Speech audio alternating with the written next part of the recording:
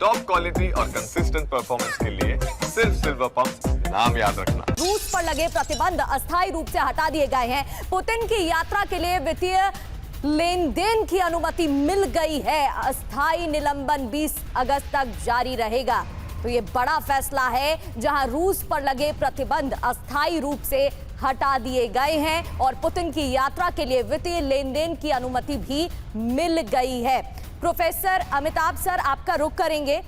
लगातार जिस तरीके से मीटिंग को लेकर सवाल खड़े हो रहे हैं, लेकिन ये जो फैसला है ये बता रहा है कि पुतिन के सामने बहुत डायरेक्ट सवाल नहीं रखने पड़ेंगे, झुकना पड़ेगा, क्योंकि ये पुतिन है, ये पावरफुल देश है और इस वजह से अनुमति भी मिल गई है और ये प्रतिबंध भी हटाए गए हैं। नहीं, इस समय अगर आप देखें ये टेम्पररी है और ये इसलिए भी है कि अमेरिका, रूस और अमेरिका का कोई आर्थिक संबंध नहीं है। आप कैश नहीं ले जा सकते, कैश कन्वर्ट नहीं करा सकते, यानी छोटे मोटे लेन देन भी जो होता है, जो प्रेस रिपोर्टर जा रहे हैं, जो और लोग जा रहे हैं, उनके लिए किया गया। ये लॉन्ग टर्म नहीं रहेगा। ऐसा नहीं हुआ कि वो स्विफ्ट में उन्होंने वापस जोड़ लिया, ऐसा नहीं है।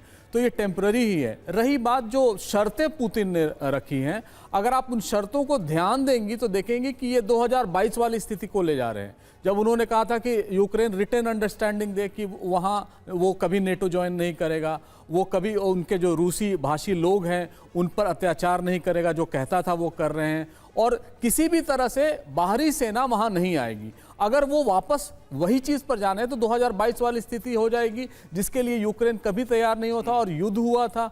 22% भूमि कैप्चर करने के बाद अगर पुतिन ये कह रहे हैं तो जाहिर है यहाँ कॉम्प्रोमाइज़ का स्कोप नहीं है। अगर कॉम्प्रोमाइज़ का कोई स्कोप होता तो शायद ये बात नहीं कही जाती, ये शर्तें नहीं कही जाती।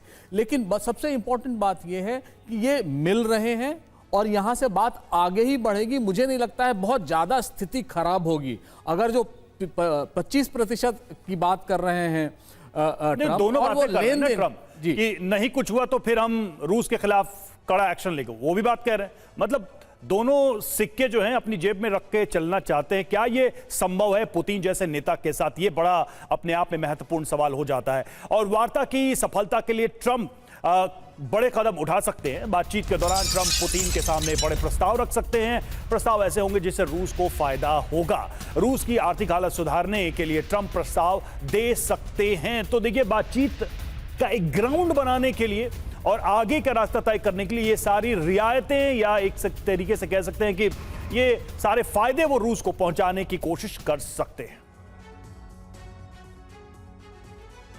और बातचीत की सफलता के लिए ट्रंप पुतिन को क्या क्या प्रस्ताव दे सकते हैं, एक नजर जल्दी से इस पर डालते हैं। अलास्का के प्राकृतिक संसाधनों तक मॉस्को की पहुंच होगी। रूस अलास्का से खनिज पदार्थ हासिल कर सकता है। पूर्वी यूक्रेन के खनिज पदार्थों पर अधिकार मिल सकते हैं। रूस के विमानन उद्योग पर लगे प्रतिबंध हट सकते हैं। रूस अमेरिका में नए आर्थिक समझौते हो सकते हैं। टेलीग्राफ के सोर्सेज ये बता रहे हैं। सिन्हा सर, मुझे तो समझ में नहीं आता कि पुतिन चाहते क्या है। मतलब अगर रूस को रियायत देंगे और रूस के जो दोस्त हैं उन पर टैरिफ लगाएंगे, उनको सजा देंगे कि तुम रूस से दोस्ती मत करो, नहीं तो हम तुम्हारे पर प्रतिबंध लगा देंगे।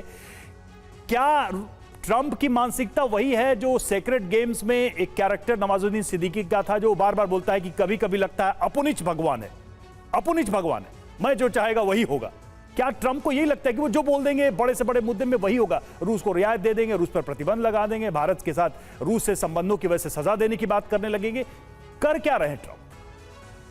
देखिए, जो ट्रंप गेम खेल रहे हैं, और ट्रंप जो केवल उनको पता है और उनके विटकॉफ को पता है, इसके अलावा उनके एडमिनिस्ट्रेशन को पता नहीं है कि एग्जैक्टली गेम क्या है।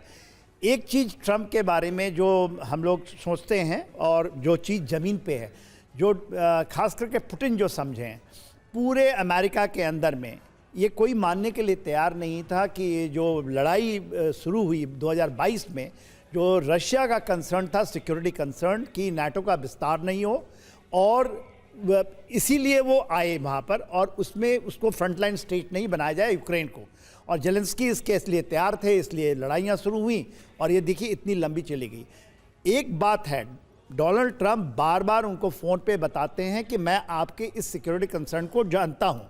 केवल अमेरिका में एक ही है जो खुल कर के बोलता है कि आपके ऊपर में, उन्होंने कहा कि ये युद्ध नहीं होता, क्योंकि ये चीज़ बात तो उनको बताते हैं और ये चीज़ ये पुतिन को समझ में आती है। देखिए अभी क्या हो रहा है, क्यों आपने कहा कि अलास्का के अंदर में जो वहाँ के खनिज हैं उसके ऊपर में हम समझौता कर लेंगे। ये प्रपोजल पहले भी इनको फ़ोन पे दे चुके हैं। उनका ये कहना है कि ज्वाइंटली हम वहाँ पर बहुत खनिज है, उसको हम ज्वाइंटली करना चाहते हैं, आपके साथ हमारे साथ मिल जाइए। दूसरी बात जो कहते हैं कि स्वैपिंग ऑफ लैंड होगा, ये बार बार जिसके लिए पुतिन तैयार नहीं है। स्वैपिंग ऑफ लैंड की जो जब बात करते हैं तो वो डोनेट्स्क की भी बात करते हैं, वो लुहांस्क की भी बात करते हैं, जपोरिजिया की बात करते हैं, खर्सोन की बात करते हैं। और वो कौन सा इलाका आपने ही बताया, जब इन्होंने जो हमारे ट्रंप साहब हैं जेलेंस्की को ये धमका करके बोला कि आप 500 बिलियन का जो रेयर अर्थ मटेरियल का डीलिंग कीजिए, तो उसमें से ज़्यादा हिस्सा तो यही लुहांस्क डोनेट्स्क में है और वहाँ पर वो ज्वाइंट एक्सप्लोरेशन करना चाहते हैं रशिया के साथ, और ये उनको झांसा जरूर देंगे। और पुतिन इसमें नहीं आने वाले हैं कि ज्वाइंटली वो कहेंगे कि हम यहाँ कर लीजिए अलास्का में हमारे साथ, और आप हमें करने दीजिए, ये इलाका आपके साथ रहेगा और कुछ हम सर, और कहीं ना कहीं ट्रंप इस बात को जानते हैं, वो पूरी डीलिंग कर रहे हैं। देखिए उनका डील है, और ये कहना कि भारत के ऊपर में जो आप देख रही हैं कि आप उनसे कुछ ये लेंगे तो हम आप 25% और लगाएंगे, ये एक उनका एक एक game he is playing with India. बहुत महत्वपूर्ण आपने अभी पॉइंट उठाया, इस पर हम बातचीत करेंगे। विश्व में उनके कदम किस तरीके से रिजल्ट उसका हो सकता है, इस पर बात होगी। लेकिन